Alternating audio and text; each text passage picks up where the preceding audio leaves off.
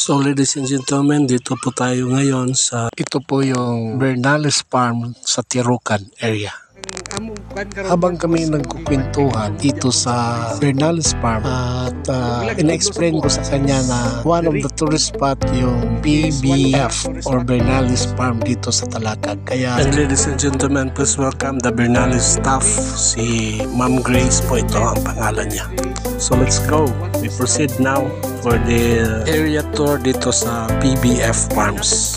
Sa footpath nila para pagpasok natin wala tayong mga dalang virus. Oh, that's it. So punta tayo sa loob at gumala para makita natin ang view dito sa PBF Farm. Tara, samahan nyo kami ha. Mag-enjoy lang po tayo dito pag gumala sa PBF. Ganda ng landscape dito sa PBF.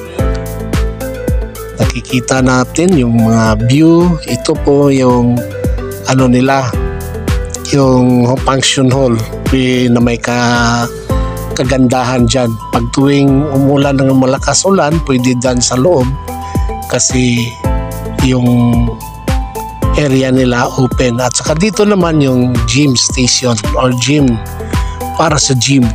Ang tinatawag good gym ka part. Tamang may kasabihan na ang buhay ay hindi pabilisan. Tapos kung gusto mo, bawat araw ay may bagong pag-asa. Mag-start ka ulit, mag-try ka ulit, kaya't lumaban ka ulit. Every day is a new chance. Ang buhay ay hindi paunahan. Ang mahalaga, bumangon ka sa bawat mga pagsubok na na-experience mo at baon mo mga leksyon na natutunan mo. Malayo pa man sa ngayon, pero makakarating ka rin sa mga pangarap mo. Yan ang tatandaan mo, kaibigan. At isa pa, kaibigan, kapag mahal mo ang isang tao, gaano man kalayo yan sa iyo, kakayanin mo. Hindi man kayo madalas magkikita o magkasama, titiisin mo ang lahat dahil ang pag-ibig ay hindi nakikita sa layo o lapit, kundi sa puso at pagtitiwala mo sa iyong mahal sa buhay. So palagi nating tatandaan, kaibigan, na ang buhay ay wither lang. Look the amazing view in this Bernales Farm. Para kang nasa New Zealand din. It's look like paradise. In every campsite, you need to observe silence. Don't leave your trees behind, which means clean before you leave in the area. Alam mo mga bay o kaibigan, dito sa probinsya ng Bukidnon, simpleng buhay lang. Makakaraos ka lang ng isang araw, 3 beses kumain at may kasamang snack. Sapat na yun, bay. Kikita mo yung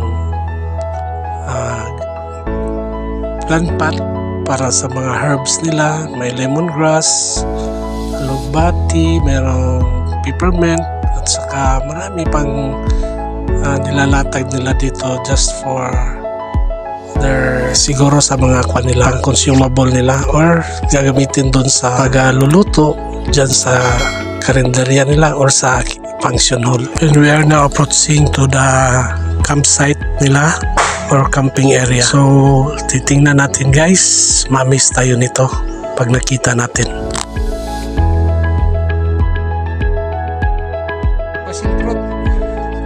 Anyway, walang problema pag dito magka-camping kasi tahimik yung area and you can relax your mga stress or unwind talaga yung stress. Dito sa campsite nila, 10 person good for 3,500 talaga.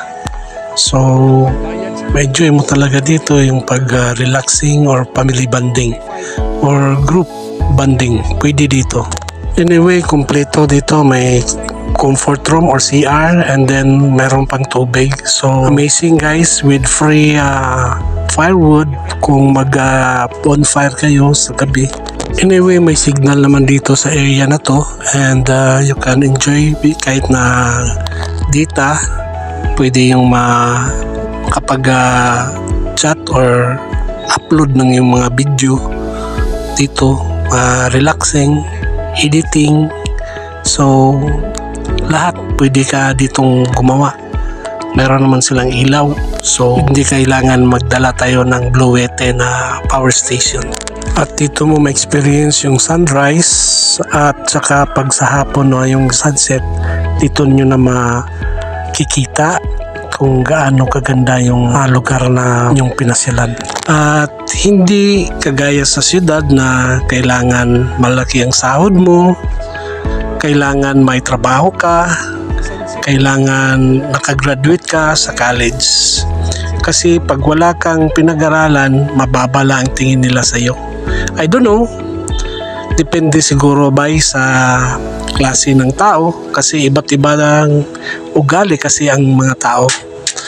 Anyway, hayaan na lang natin sila, kasi matuto lang tayong magpakumbaba. In short, always be humble. So, always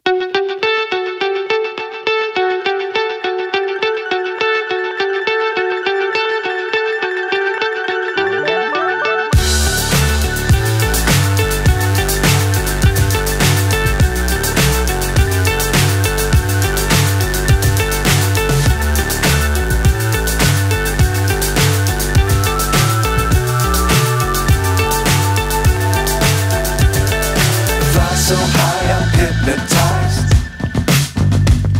What's up is down, what's left is right. Chasing stars and holding you. I can't see the end, but we'll see it through.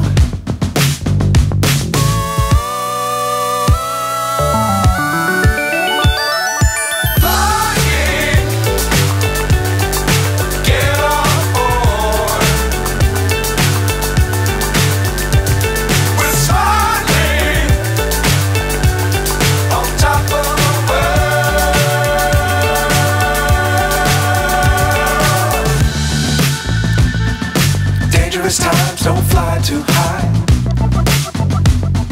Be sure to keep the ground in sight. Fly forever if you keep it tight. Love the world, but keep the sky on your mind.